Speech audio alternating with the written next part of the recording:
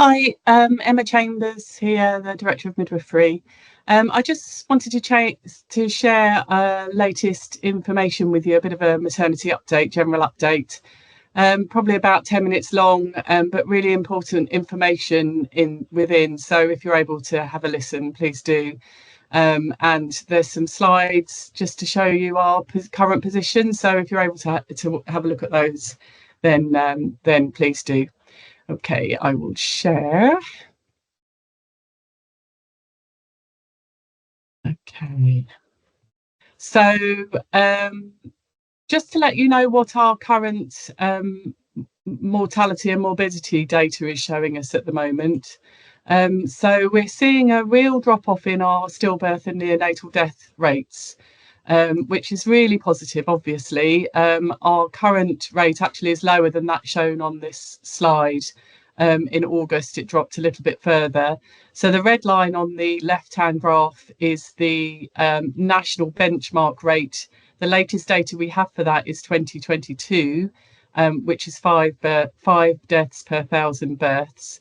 And currently our data is showing 2.72 deaths per 1,000 births. So well below the national rate. There is a national reduction.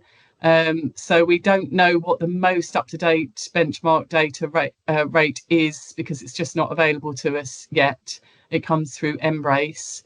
But as soon as we get that, we'll change it on our slide. But obviously showing us a reducing rate, which is really positive. And equally, our rates of brain injury are lower than national rates as well. So as you can see on the slide on the right, on the table on the right, showing well below the national rate and staying that way as well.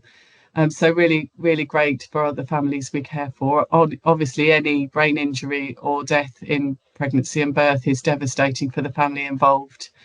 And we're putting in place lots of support for families who have had an outcome that we didn't expect during their birth.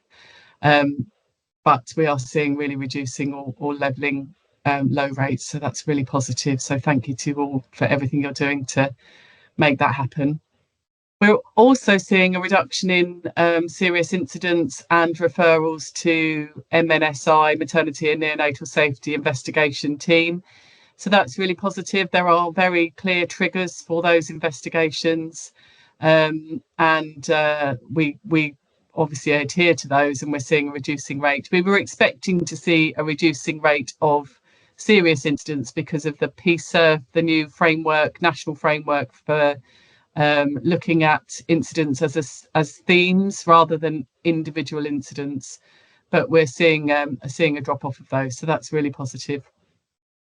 And what the service users are saying about your care and our service is positive too. So we're also seeing a reduction in complaints. We saw a slight uptick in June and July, we think associated with some negative media attention, but we've seen that drop back down again. And also our friends and family test ratings are good. They're in line with national rates. 93% of people who are cared for in this maternity service rate their care as very good. So that's really positive. We look at all of the things with relation to complaints and friends and family test feedback, and the narrative is often, if it's a negative rating, it's often around staffing and people being under so much pressure and maybe impacting on communication. So we do know that. We know that is a theme that comes through, and obviously we're working very hard to try and improve staffing rates. So our staffing is improving. Hopefully you're feeling that it's starting to get better on a shift by shift basis. Still not where we need it to be. Absolutely, we recognise that.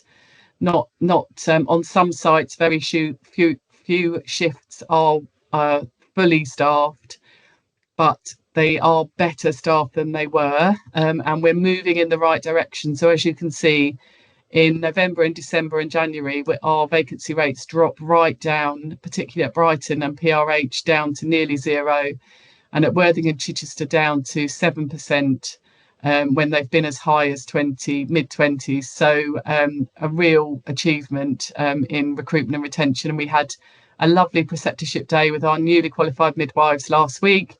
35 joining us now, and a handful more joining us in the new year. So that will make a massive difference to our shift staffing. Obviously, those members of the team will require some extra support because they're brand new, but that will be in place and really welcome to the team. We are still having some struggles with our vacancy rates within our support worker and nursery nurse teams, and we're working with a central team on some recruitment and retention actions. Often we lose those members of the team to go on and do their midwifery training, which is obviously very positive, but leaves gaps in that team. So we're working really hard to fill those gaps. And because you guys are sort of the backbone of our services, we can't run the services without you. We really notice when you're not there. We are having lots of progress, but also some challenges. So progress, we have now got a fully funded clinical operating model, which means that our leadership from both operational, midwifery and obstetric leadership capacity is improved. So there's recruitment going on into obstetric roles for governance and leadership. So we're going to have site-specific leadership within our obstetric team, rather than them covering 2 sites, and also an obstetrician that will cover all 4 sites as well as a senior leader. We're going to be advertising for our two heads of midwifery posts to become permanent in the next month or so, because they've been temporary posts up till now. So that's really positive to get some permanence in our leadership teams. It will be really positive. We're also moving towards exit from the maternity safety support programme that we entered in 2022. We've met the vast majority of the actions associated with that. Still have some actions open that will be closed with the clinical operating model moving forward, and some guidelines work, governance framework, those sorts of things, and a couple of other bits that I'll talk to you about in a minute. We're on track at the moment to achieve our maternity incentive scheme, CNST as it's commonly known, for this year, which is really positive for funding for the service and also for reputation of our service. So it doesn't mean that everything is fixed within the service, but it does mean that lots of improvement work has taken place to meet the safety requirements of that scheme. So really positive. We do need everybody to attend their training, though, particularly their multidisciplinary skills drills training and their fetal monitoring training by the end of November, so that everyone's in date and we reach the requirements for that. So if you're out of date or about to fall out of date, please do attend your training. It's really, really important for the safety of the people we care for, but also for achieving this scheme. We're having fantastic outputs from our smoking cessation team, and our smoking at time of delivery rates are benchmarking lower than national. So really fantastic, and really have an impact on the outcomes that we talked about earlier. So really positive. Thank you to that team and everybody who cares for women and people during pregnancy and talks to them about smoking and support and referrals. So that's really having a great impact. So we do have ongoing challenges, and we're still really challenged with finding a solution to access to a separate theatre on all 4 sites. Our initial focus has been at Brighton because the caesarean section rate is higher at Brighton and because of the risk profile at Brighton, and we're still really trying hard to find a solution to that. It's extremely difficult. There are a huge amount of competing priorities with theatre access across the organisation, as you can imagine, with the national push for getting waiting lists down. So it's very, very challenging, but we are still really trying to find a solution to that. We're also really challenged with access for ultrasound scans to meet the requirements of saving babies' lives. So that is a real issue, and there's a national shortage of obstetric sonographers. So we're looking at different ways of resolving that. So that's a real challenge and causes a lot of pressure and anxiety to the teams that are trying to book those scans. We had our score survey results. Thank you to those of you that inputted into that survey. We only achieved a 26% return rate, which in itself is concerning, that people didn't feel they wanted to respond to that survey, although we do recognise there are lots of surveys. So sometimes there's a bit of survey fatigue, but the results of that did raise concerns about leadership, availability, visibility and responsiveness of leadership. communication equally within some teams. The fact that there's a positive spin put on things, and you may feel that I'm guilty of that. I do really try and talk about the positive impacts and the positive outcomes that we're having within the service, but also recognizing the challenges that we still have and we're still trying to work through. I think it's really important to tell you how amazing your work is and what you're doing for parents and families that we care for, and the really great outcomes we're seeing and the patient experience data we're seeing. But there's never any doubt that we still have challenges to address and things to work through and things to fix. So it's not a positive spin. It's trying to give balanced information. There are lots of issues with technology and lack of good connectivity, and the amount of systems we have to try and navigate and the training around those systems. So we're looking at how we can improve that. And people not feeling able to have an input into strategy and the vision for the service and how we're moving forward. So I'll talk a bit about that in a minute. We're still seeing high maternity leave rates and sickness rates, which is obviously impacting on the amount of people on each shift. And we're also seeing quite an impact from people who have flexible working agreements in place, particularly around not working night shifts. And that's in some of our sites, meaning that night shifts are very, very difficult to cover. So if there is anything that anyone could do around picking up some nights and being available to work some nights, it would really support, because it's becoming unworkable on some sites where we're having too many people available for day shifts and not enough people available for night shifts. So please do speak to your line manager if you can give any support with that. So we do need you to be involved in moving forward with our service. So it can't all be done by the leadership team. We're all part of this team and we're all part of the solution. So we do need you to be involved as you can in getting involved in the improvement work that's going on. Otherwise, it's just a load of managers sitting in a room talking to each other about what we think is needed, rather than hearing from you who work on the shift day in, day out and know absolutely what is needed. So we really want you to be involved. We have lots of various work streams that you could be involved in.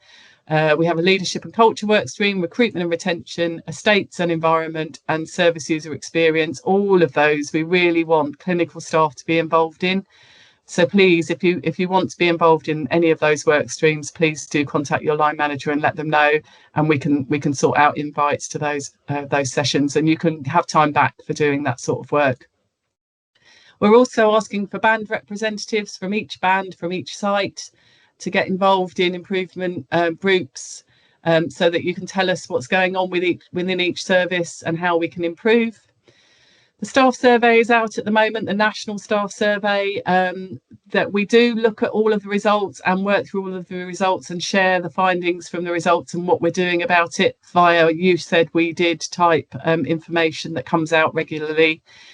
So that survey closes at the end of November. So please do it takes about 10-15 minutes to complete. So please do take the time.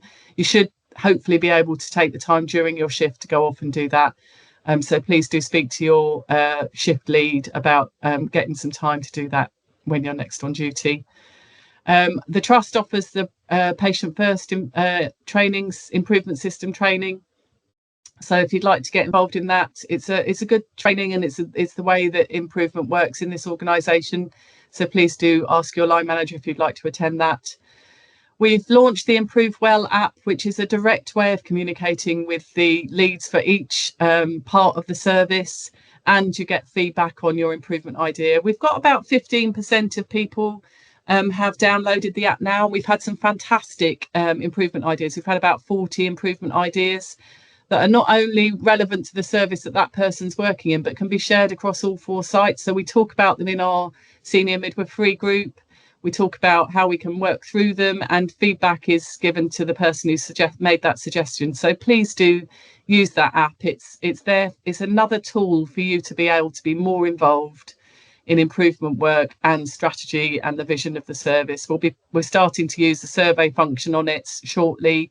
So we'll be sending out surveys around strategy, around the vision, around sort of staff awards, all those sorts of things. So it's going to be a really pivotal piece of direct communication between us. So two-way communication. So please do use it. We also still run the listening events and other communication forums. We're going to be starting to do site-specific meetings, face-to-face meetings with the leadership teams for the services and the division. So do come along to those. We really want to hear from you. And we need you to tell us what we can do to make it better, what we can do to support you in your roles. So if you've got any ideas, either speak to your line manager, speak to any one of the leadership team, or use the tools that we've put in place to allow you to communicate easily. Thank you so much for everything you're doing and the amazing impact you're having on the people we care for and each other as a team. You're all doing an amazing job, and we really appreciate every single one of you. So thank you.